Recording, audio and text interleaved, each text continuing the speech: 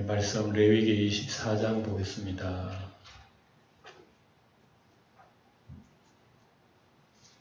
레위기 24장입니다.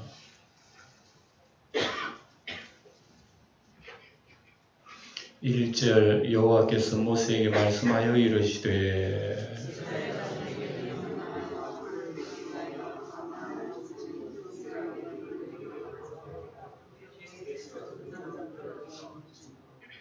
아론은 회막안 전국의 휘장 밖에서 저녁부터 아침까지 여호와 앞에 항상 등잔불을 정리할지니 이는 너희 대대로 지킬 영원한 규례라.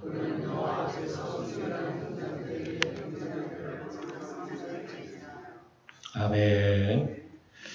오늘은 성물 관리, 성전 안에 있는 모든 하나님 섬기는 기물들을 어떻게 관리할 거냐, 또 우리 하나님 앞에 영광 가려우는 신성모독이라고 하는 것이 있어요.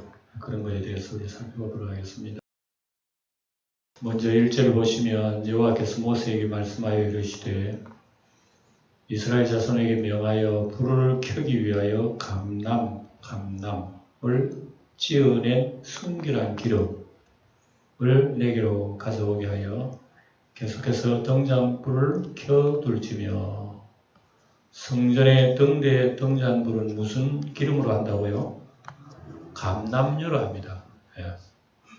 감람유는 여러분 잘 아신 바와 같이 성소의 등잔대에 기름 순결한 감람유입니다. 이게 아마 여러분 우리 백화점에도 많이 팔걸요, 이런 걸요. 감람 열매도 팝니다. 이스라엘 백성들이 감람 열매가 주식 중에 주식. 우리나라 김치하고 똑같아요. 매 상에는 감람 열매가 올라옵니다. 그래서 이 감람유로 찌어낸 것으로 하나님 앞에 늘 불을 켜요.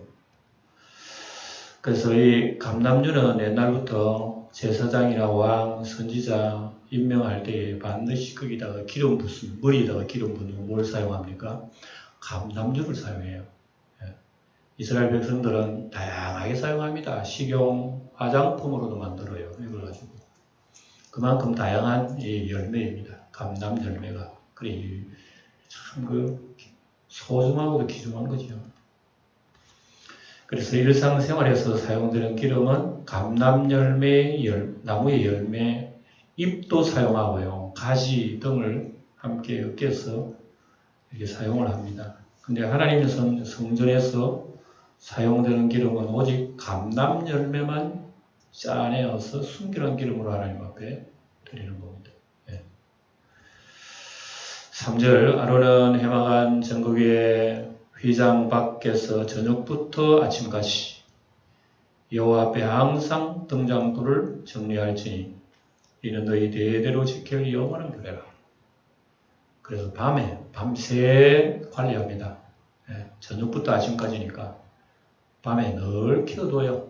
등잔불을 밤새 켜둡니다. 그래서 등불 켜두는 시간은 매일 저녁부터 아침까지 그렇게 켜둡니다. 그는 여호와 앞에서 순결한 등잔대 위에 등잔을 항상 정리할지니라. 그러니까 밤에 내 켜두고 그 다음에 아침에 들어가가지고 등대를 정리를 합니다. 거름 끌고 내고 또 깨끗하게 해서 또다시 기름을 채우고 해서 저녁부터 아침까지 항상 등잔불을 켜둡니다. 등불의 목적과 의미가 뭐냐? 그 의미는 첫째로 성소 안에 제사장들의 일을 위해서, 성소 안에 다 이 커튼을 짓기 때문에 들어가면 낮이라도 깜깜해요. 그래서 항상 켜둡니다. 성소 안에 켜둬서 제사장이 들어가서 활동할 수 있는 전기불입니다. 전기불. 밝히기 위해서 하는 게 첫째 목적이고, 두 번째는 하나님의 성소를 빛으로 보존하기 위한 하나의 상징적인, 깜깜한 밤이라도 그 성전 안에는 환하게 불을 켜두는 거죠. 그런 어떤 상징적인 의미가 있습니다. 이것은 영적으로 말하면 예수님께서 어두운 세상에 빛으로 오셨다는 걸 상징합니다. 우리가 요한복음 요즘 보잖아요. 빛이 세상에 왔으되, 그러나 어두움은 그 빛을 알지 못하는 거예요. 순결한 등잔대입니다. 늘 깨끗하게 불순물이 조금 더 있으면 안 돼요. 깨끗하게 그렇게 해둬야 되는 것은 순수한 정금을 상징합니다. 이 등잔대 자체가 이거 기름 이런 무슨 그 금을 녹여가지고 관에다가 부어 만든 게 아니고 금덩어리 자체를 가지고 때려가지고 만드는 거예요. 금덩어리를 온전히 깔아내고 거기에 구멍 뚫고 해서 순수한 금덩어리를 가지고 만드는 이 정금덩어리입니다. 그래서 이것은 영적으로 말하면 세상의 빛 대신 예수님 자신을 의미하기도 합니다. 또는 우리 교회와 성도가 세상의 빛이라 그랬죠. 예수님이 너희는 세상의 빛이라. 그러니까 이게 정금 등대에 등불을 켜는 것은 교회가 세상의 빛을 비추는 빛을 상징하고, 또 작게는 여러분 한 분 한 분이 다 세상의 빛입니다. 우리는 금보다 귀한 믿음을 가지고 있는 세상을 향한 등잔대나 마찬가지예요. 성도한 사람이 여러분 등잔대예요. 5절 보면 너는 고운 가루를 가져다가 떡 12개를 굽되, 몇 개 굽는다고? 12개. 각 덩이를 10분의 2 에바, 한 덩이가 10분의 2 에바. 에바는 한 마리입니다. 10분의 2 같으면 한 2대 정도 된다 생각하면 돼요. 떡 하나가 몇 대라고? 2대. 떡 하나가 밀가루 2대입니다. 그래가지고 반죽을 해가지고 만드니까 12개를 만들어요. 그러니까 많죠. 양이 굉장히 많아요. 그림 보면 간단하게 보이지만 이게 떡 한 덩어리가 대로 2대로 하니까 얼마나 많아요. 넓적하게 만들어가지고 그렇게 12개 쌓아놓습니다. 고운 가루로 만들고, 고운 가루, 밀을 곱게 빻은 가루로 이것을 하나님께 바친다. 하나님 앞에 바치는 거 고운 가루를 바쳐야지 그게 더덕더덕 알맹이가 있고 잘 갈리지도 않고 그런 덩어리가 있으면 안 돼요. 그래 하나님 앞에 드려 바치는 떡은 항상 고운 가루로 찧어서 드려 바친다. 온전한 헌신을 상징하기도 합니다. 이게. 그래서 우리가 하나님 앞에 헌신은 뭐냐? 자기를 완전히 가루로 만들어드리는 거예요. 그게 자기라고 하는 조그만 것도 없어야 돼. 뭐가 툭툭 굵어지고 걸리고 하는 것은요, 온전한 것이 못 된다 말입니다. 우리 하나님을 섬길 때에 온전한 것, 이러한 것을 우리는 배우게 돼요. 예수님의 십자가는 바로 고운 가루가 마찬가지입니다. 우리가 예수를 믿어 주님을 섬기는 것도 일종의 고운 가루의 신앙이에요. 우리 가루 신앙이 돼야지 자꾸 내가 살아가 더덕거려가지고 우리 하나님 원망하고 불평하고 그런 게 아니라는 걸 알 수 있습니다. 떡 12은 이스라엘 12지파를 상징합니다. 또한 영적 이스라엘, 곧 그리스도 안에서 아브라함의 후손된 오늘 우리 모든 세상에 있는 교회를 상징하기도 해요. 떡은 이와 같이 이스라엘 12지파를 상징하고, 오늘 우리는 예수님의 떡을 먹고 한 몸 이룬 우리 성도 한 사람 한 사람도 다 여기에 의미하는 그런 상징들입니다. 우리가 하나님 나라의 상징들입니다. 6절에 보면 여호와 앞 순결한 상위에 몇 줄로? 2줄로 얹어놓습니다. 한 줄에 6씩 진설하고 그랬죠. 그림에 보는 바와 같이 이렇게 진설합니다. 그래서 떡상은 조각목으로 만들고 그 순금으로, 순결한 정금으로 다 덧입힙니다. 2줄로 한 줄씩 6씩은 대제사장 어깨에 보면 견대가 둘이 있어요. 대제사장이 나오죠. 어깨에 견대가 있는데 어깨에 견대에 보석이 있어요. 보석의 한 보석에 6지파의 이름이 써 있습니다. 그러니까 12떡은 이스라엘 전체를 얘기하는 거고, 또 우리 신약적으로는 우리 교회 전체를 얘기하는 겁니다. 우리 하나님 앞에 드려지는 떡이라 말입니다. 예수님도 우리의 떡이죠. 우리가 예수님이 떡이 되어서 우리에게 오신 거예요. 우리는 그 떡을 먹고 하나님 앞에 오신 우리 예수님과 한 몸이 되어버린 거예요. 떡에 참여하는 것은 그 떡과 한 몸이 된 거예요. 떡과 한 몸이 된다고는 하나님 앞에 헌신물이에요. 헌신제물. 우리가 예수를 믿고 구원받은 것은 다 이 헌신의 떡에 참여하는 겁니다. 예수님과 하나 되는 거예요. 그 다음에 7절 너는 또 정결한 유향을 그 각 줄 위에 두어 기념물로 여호와께 화제를 삼을 것이며 유향을 하나님 앞에 화제로 드린다. 이건 뭐냐 그러면 실제 예물인 진설병 대신 유향을 한 줌 취하여다가 단위에 불태워 드림으로써 이 진설병이다 여호와께 향기나는 제물이 되게 한다. 그런 의미입니다. 그러니까 우리 하나님 앞에 제사 드리는 지극히 작은 이 하나하나의 어떤 모습 그도 다 의미가 있는 거예요. 의미 없는 게 없어. 다 의미가 있어. 이것을 결국은 우리 예수님께서 이 세상에 오셔서 십자가상에서 다 이루신 거예요. 다 이루신 거예요. 그래서 예수님 이후로는 이런 제사가 없어진 거예요. 예수님 한 번이 다 이루셨기 때문에. 8절 읽어봅시다. 8절 시작. 안식일마다 이 떡을 여호와 앞에 항상 진설할지니 이는 이스라엘 자손을 위한 것이요 영원한 언약이니라. 이 떡은 언제 갑니까? 안식일날 간다 그랬어요. 7일마다 하나씩 한 번씩 갑니다. 여러분 요즘 떡을 해놔놓고 7일 동안 놔둘 수 있어요? 금방 식어서 못 먹을 거야. 곰팡이 피든지. 그런데 그 유대 옛날에는 지금도 날씨는 우리보다 더 뜨거운데 그늘에 가면 시원해요. 바깥에는 뭐 45도도 올라가요. 얼마나 뜨거운지 몰라. 근데 그날에는요, 우리처럼 이게 습도가 없기 때문에 이 빵이 잘 안 썩습니다. 잘 안 썩고 오래 가요. 그러니까 떡을 한번 만들었는데 일주일 가잖아. 일주일 가도 그 제사장이 먹을 수 있는 거예요. 희한한 날씨죠, 우리하고요. 옛날에 그렇게 했다는 걸 알 수 있습니다. 그래서 떡을 교제할 때는 미리 새로운 떡을 교체할 때는 새로운 떡을 준비해 놓고 그 다음에 제사장이 성소에 가지고 들어갑니다. 들어가가지고 그 떡을 내려놓은과 동시에 새로운 떡을 같이 올려놓습니다. 그래서 떡상 위에는 항상 진설병이 놓여있는 겁니다. 내림과 함께 동시에 올리는 거예요. 항상 있는 거예요. 항상 새 떡이 있는 거예요. 일주일마다 한 번씩 하는 겁니다. 떡.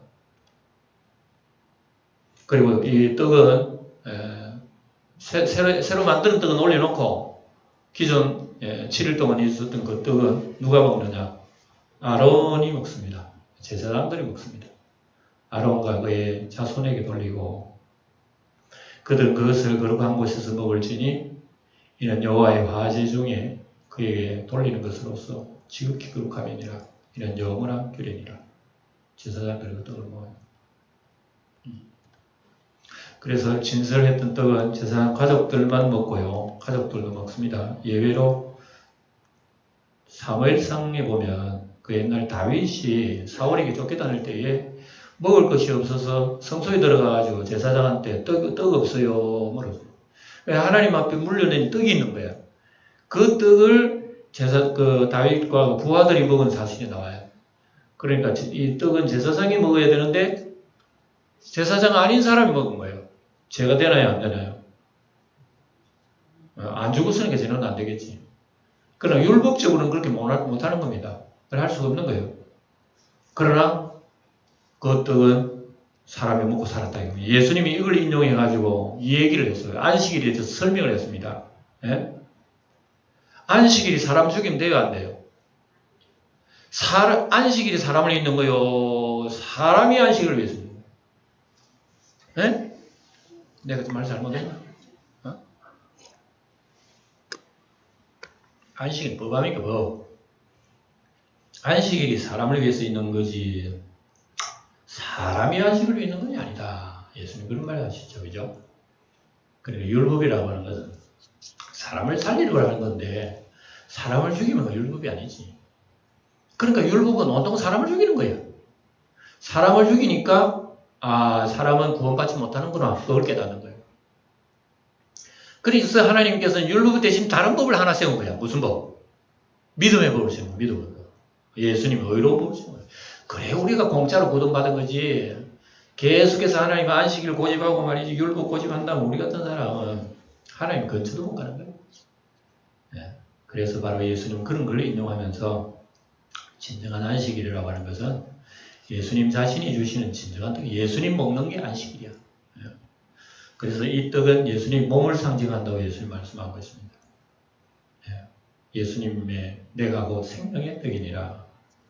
우리가 예수님을 먹는 것이 진정한 건강이요, 진정한 쉼이요, 진정한 만족이요. 요즘 날씨가 너무 더워가지고 사람들은 여러분 잠시 잠깐이라도 이런 더운데 못 있잖아요. 시원한데 잠시 잠깐은 시원해 자들라. 저는 아이들에게 오늘 문자예요. 얘들아 너무 시원하지 말고 참 쉼을 주는 근본자한테 가서 쉬라. 그러니까 아멘 하긴 가던데 몰라. 그래 할는지 몰라. 근본자 되시는 분이 우리의 쉼을 얻어야지. 어디서 자꾸 쉼을 얻으려고 그러노. 그러니까 우리 예수님 안에 이거 인생의 진정한 떡이 여기 있고 진정한 쉼이 여기 있으며 진정한 만족이 여기 있다는 것을 우리 예수 믿는 걸 통해서 알려주는 거란 말씀입니다. 10절에는 다른 얘기입니다. 무슨 얘기가 또 나옵니까? 이거는 무슨 규례 얘기가 아니고 이건 어떤 하나의 불거진 문제입니다. 무슨 일이 터졌느냐. 이스라엘 자손 중에 그의 어머니는 이스라엘 사람이고 이스라엘 여인이요. 그의 아버지는 애국 사람인 어떤 사람이 나가서 한 이스라엘 사람과 진영에서 싸웠습니다. 두 사람이 막 치고받고 싸우다가 무슨 일이 있었느냐. 광야 생활 중에서는 여러분 이런 일이 비일비재합니다. 생각해 보세요. 광야에 200만 명이 움직이는데 하루에 무슨 일이 어떻게 생기겠어요? 별별 일이 다 생길 거 아니겠어요? 200만 명이 움직이는데 그 속에 하나의 예를 든 거예요. 이런 일이 있었다는 겁니다. 그래서 무슨 일이 있느냐. 그러니까 이거는 참고로 여러분 보세요. 이스라엘이 애국에 종살이 할 때 애국인이든지 이스라엘인 그거 없어요. 그냥 같이 결혼해요. 애국 사람하고 이스라엘 사람하고 이렇게 외국인 결혼이 아니에요. 그냥 막 일반 일상생활입니다. 그러니까 그 사람들이 나올 때에 외국인 아내도 나오고 외국인 남편도 나오고 수많은 이방 사람들이 같이 이스라엘 백성들하고 같이 나왔어요. 종살이 하기 싫으니까 우리 가자. 그러고 간 거예요. 그러다 보니까 많은 이스라엘 백성들이 이렇게 타 민족과 함께 나왔어요. 이들은 때때로 하나님 규례를 범하는 등 여러 가지 문제를 이야기하는 거예요. 이런 것 중에서 한 얘기를 하는 거란 말입니다. 이들이 싸운 이유는 뭐냐? 뭐 때문에 싸웠느냐? 이유는 모르겠어요. 뭐 인종차별 아니면 종교상 이유로 이스라엘 사람하고 자기 아버지, 외국인 아버지를 둔 이방 나라 그 남자하고 둘이 싸웠단 말입니다. 싸웠는데 무슨 일이 터지느냐? 11절. 이스라엘 여인의 아들이 여호와의 이름을 모독하며 저주함으로 무리가 끌고 모세에게로 갔어요. 그래서 그의 어머니 이름은 슬로미시요 단지파 디브리의 딸이더라. 왜 이렇게 어머니 지파까지 다 따지는 그러면은 하나님을 모독한 이 청년이 이스라엘 사람이긴 맞긴 맞지만 자기 어머니가 단지파라고 해요. 단지파는 성경에 보면은 우상을 섬기는 이런 지파고 하나님을 저절로 떠나버리는 지파예요. 그러니까 이런 지파의 딸이다 하는 것은 무슨 얘기를 하려고 그러는 거죠? 이건 자기 어머니를 통해서 신앙교육 장로받은 아들이다. 이런 걸 나타내 주려는 거예요. 일부러 이 기자가 지금 이렇게 지금 모세가 이렇게 기록한 거예요. 왜 이렇게 싸우다가 하나님의 이름을 못하겠나? 자기 어머니를 통해서 하나님 잘못 배웠다. 이런 뜻으로 얘기하는 거예요. 그래서 12절 보면 그들이 무리가 그 소리를 듣고요. 대번에 그 청년을 잡아다가 가다놔 버렸어요. 여호와의 명령을 기다리는. 그래서 하나님 이 청년은 어떻게 하죠? 이렇게 물어본 겁니다. 그래서 여호와께서 모세에게 뭐라고 그랬습니까? 이러시되 이 저주한 사람을 진영 밖으로 끌어내어 그것을 들은 모든 사람이 그들의 손을 그의 머리에 얹어라. 너희들이 들었기 때문에 그 죄가 그 자신에게 돌아간다. 그 뜻으로 너희들 손을 머리에 얹어라. 그리고 온 회중이 뭘로 쳐라? 돌로 쳐 죽여라. 와, 우리 하나님께서요, 율법에서 나타나신 하나님은요, 무서운 하나님입니다. 예수님이 십자가에 보여진 하나님은 너무너무 사랑이 많고 자비가 많으신 하나님이지만 모세의 율법을 통해서 본 하나님은 너무너무 무서워요. 그건 꼼짝 못하는 거예요. 예. 그런 엄청난 하나님 아버지 앞에 예수님을 통해서 우리가 구원받은 것은 진짜 복 중에 최고의 복입니다. 항상 여러분 제가 강조하는 거죠. 여러분은 최고의 복된 사람들이. 그래서 당시에 여호와의 이름을 망령되이 일컫지 말라는 계명은 있었지만은 여호와의 이름을 저주하는 자에 대한 처벌법이 없었어요. 그 당시는. 하나님의 이름을 망령되이 일컫지 말라는 그 계명이 있는데 만약에 망령되이 일컬으면 그 사람은 어떻게 되는데 그 법이 없는 거야. 그래서 이스라엘 사람들이 이 사람을 가두고 하나님께 물어본 거예요. 하나님 이럴 때는 어떻게 하죠? 그래 하나님 직접 물어본 겁니다. 그래 하나님이 음성이 들려왔어요. 모세에게 이 사람은 이렇게 해라. 그래서 증인들은 범인의 머리에 안수한 것은 죄와 죽음의 책임을 범인에게 전가시키는 것입니다. 예, 처형한 사람은 죄가 없다는 걸 뜻이죠. 자, 우리 돌 던져서 너를 죽였다. 그럼 사람은 살인하지 말라 했는데 사람 죽여버렸네. 그러면 살인한 사람의 죄가 어떻게 되냐면 자기가 받아야지. 근데 이거는 내 던져 너를 죽인 죄가 너한테 돌아간다 그 얘기입니다. 안수한 건 바로 그런 얘기죠. 하나님은 그렇게 지시를 하신 거예요. 그래서 진 밖에 끌어내어 처형한 것은 신성모독자의 부정한 피로 이스라엘 진을 가까이 오지 마라. 멀리 나가서 죽어라. 나가 죽어라. 그런 말 있죠. 멀리 나가 죽어라. 얼마나 무섭습니까? 이건 저주라. 네. 그래서 15절 너는 이스라엘 자손에게 말하여 이르라. 누구든지 그의 하나님을 저주하면 뭐를 당한다? 절라.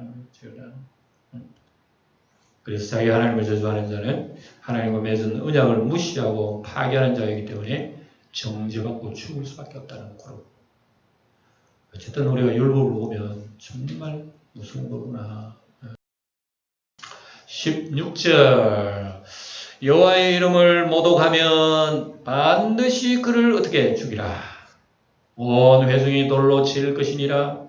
거류민이든지 본토인이든지 여호와의 이름을 모독하면 그를 죽일지니라.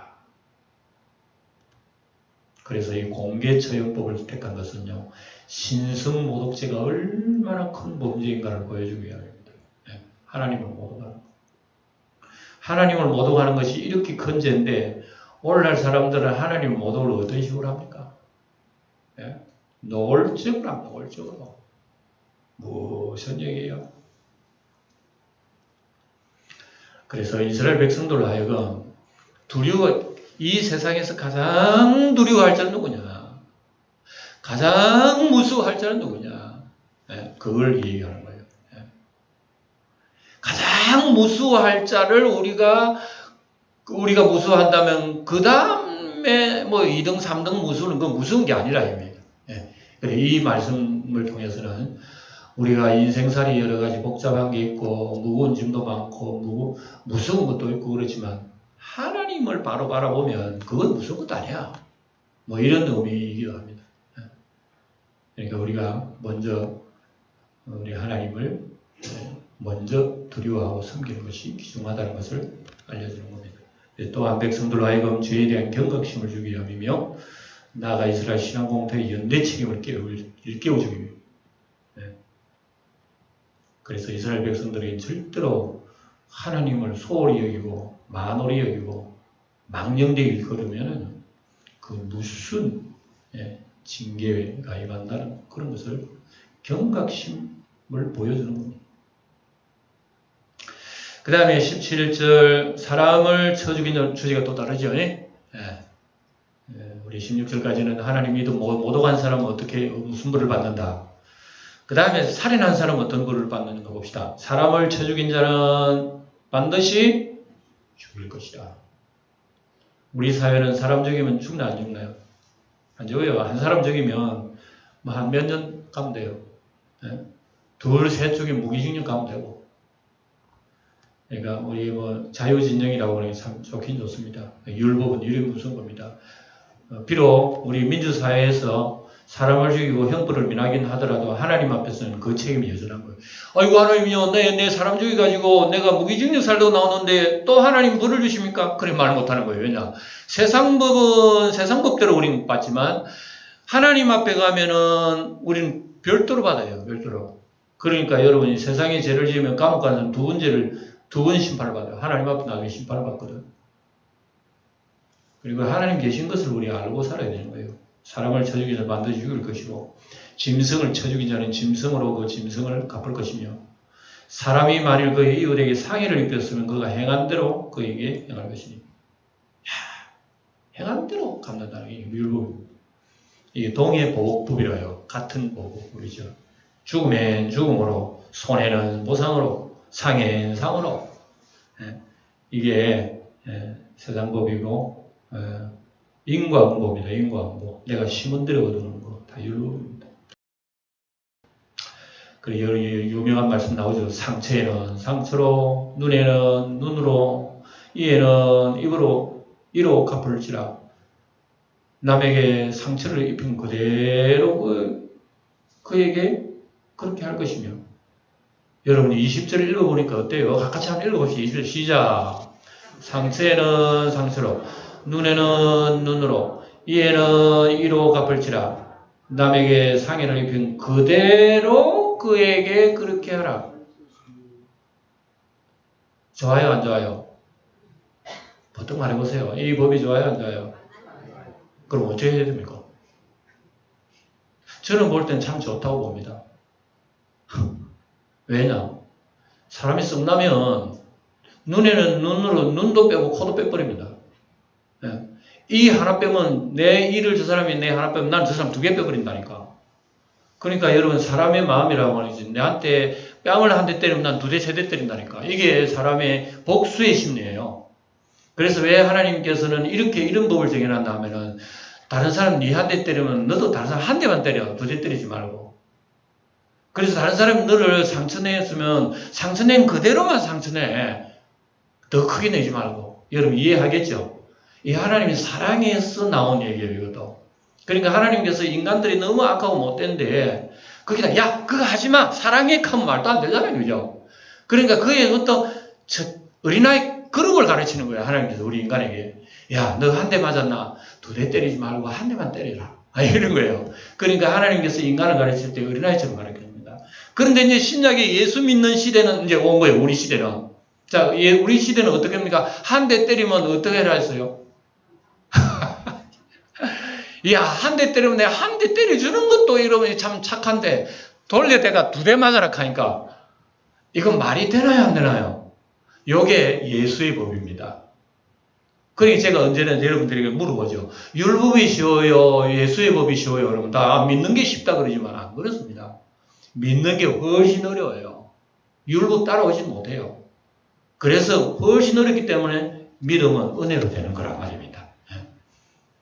그리고 예수님이 나를 은혜로 용서해 주시고 하나님 자녀로 삼아 주셨으니까 내가 이렇게 은혜의 짐을 받고 살아를 살기 때문에 너도 너희 형제에게 그래 해란 얘기입니다. 이게 예수 믿는 사람의 원리입니다. 우리는 잘 못하잖아요. 잘 못하기 때문에 하나님 은혜 받아갑니다. 하나님 나도요 하나님의 성질이 있습니다. 다른 사람 한 대 때리면 난 두 대 때릴 사람입니다. 근데 예수님처럼 한 대 때리면 오른뺨 대줄 수 있도록 도와주세요. 이거 하나님으로부터 해주셔야 되는 거예요. 네. 이게 우리 신앙이다.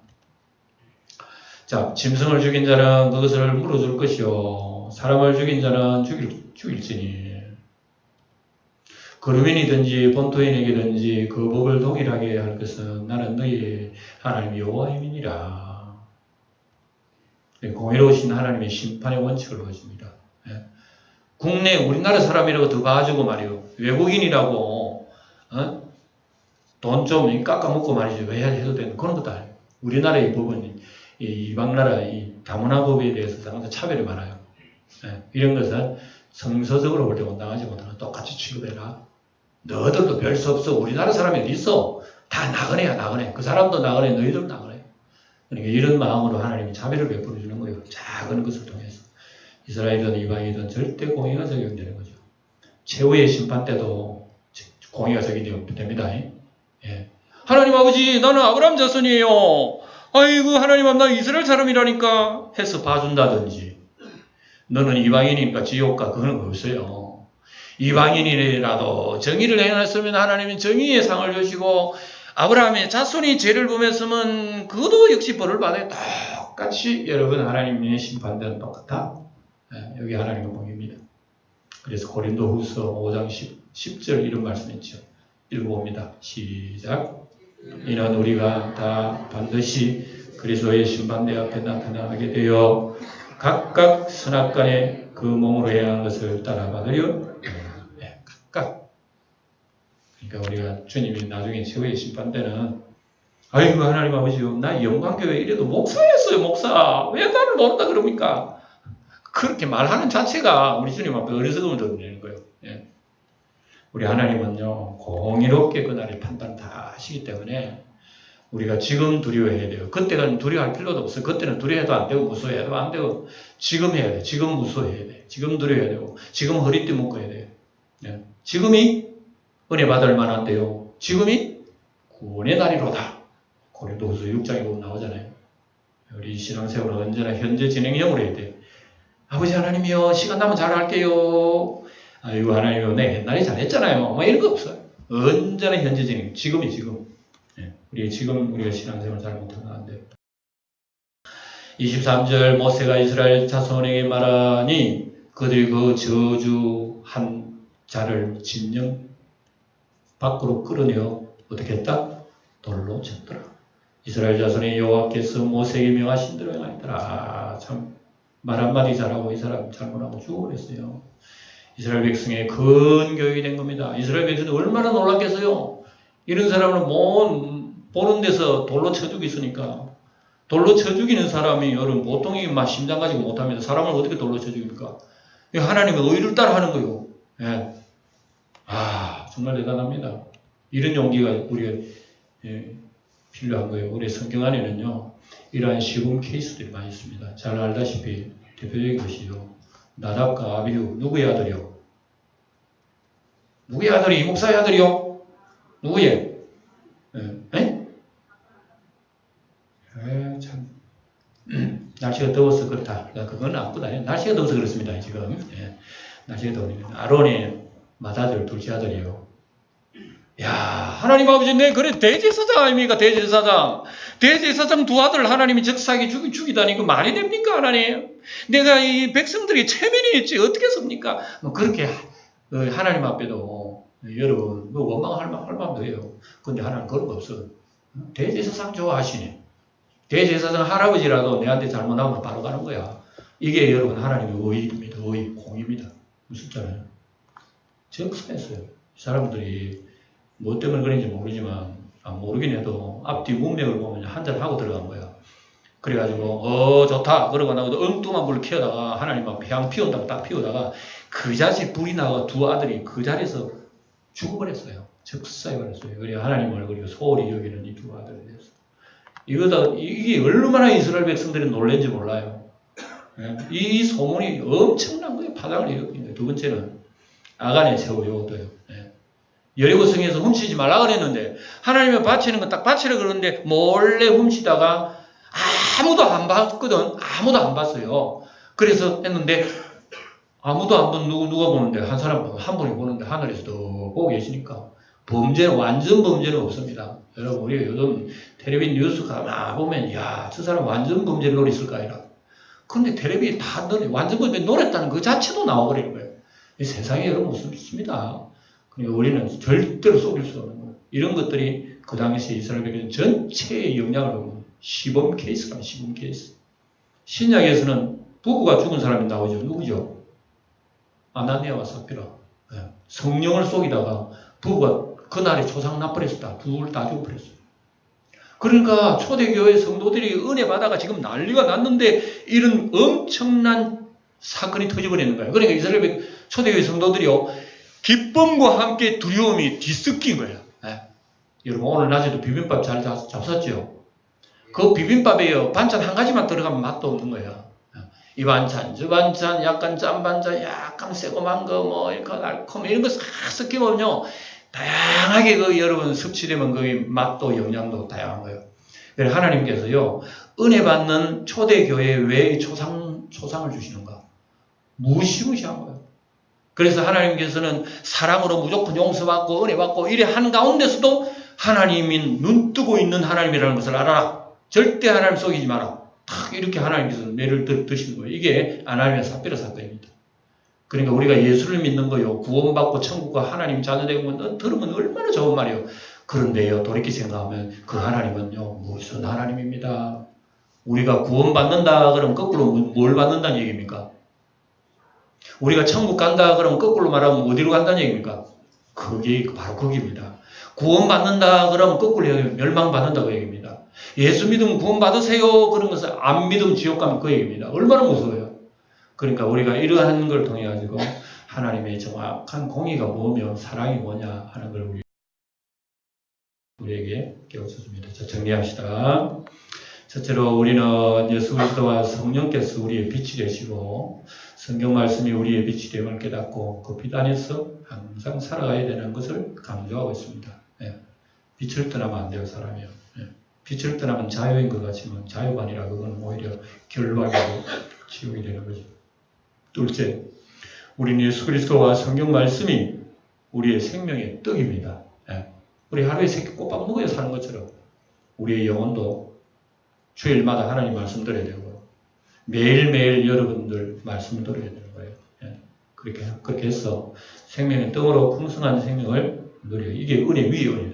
은혜 위에 은혜가 되려면은 날마다 주님과 동행해야 된다는 걸 우리가 기억해야 됩니다. 세 번째, 우리의 은행 심사관의 하나님의 이름에 합당한 삶을 살아야 됩니다. 예. 우리가 말은 하나님을 모욕 안 해도요, 행동을 모욕한다면 어떻게 되겠어요? 예수 믿는 사람이 세상 사람도 안 하는 그 짓을 몸으로 한다 그래요. 그러니까 예배당 나고 예배 드린다는 거 해봤어요. 그건 하나님 모독하는 거예요. 그러니까 우리 입술로는 하나님 모독 안 해도 행동으로는 얼마든지 하나님 모독할 수 있는 거예요. 이것은 회개해야 됩니다. 이렇게 엄청난 죄를 지었어도요, 그걸 깨닫고 하나님 앞에 우리는 자신을 내려놓으면 하나님 용서해 주셔요. 죄 없는 것처럼 그냥 쓰다듬어 주시는 거예요. 얼마나 좋은지 몰라. 예? 이렇게 무서운 하나님 앞에 엄청난 좋은 것을 우리가 지금 받고 있다는 것을 오늘은 우리는 생각해 보았습니다. 이런 말씀을 통해서 우리는 우리 하나님의 좋으심을 발견하고 날마다 거듭나면서 풍성함을 누리며 살아가는 우리 사람입니다. 다 같이 기도하겠습니다. 빛 대신 우리 주 아버지 하나님을 떠난 인간의 삶은 죽음이요 어둠이요 멸망이니 예수님만이 생명의 빛으로 우리 가운데 오심을 찬양합니다. 성령이여 우리 마음에 오셔서 빛을 밝혀주시고 우리의 허물과 죄를 알게 하여 주시고 빛 대신 주님의 은혜를 아는 지식으로 자라게 하옵소서.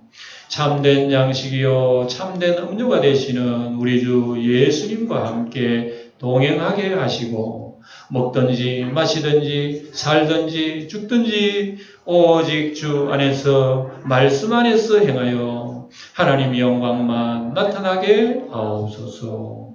주 예수님의 이름으로 기도하옵나이다. 아멘.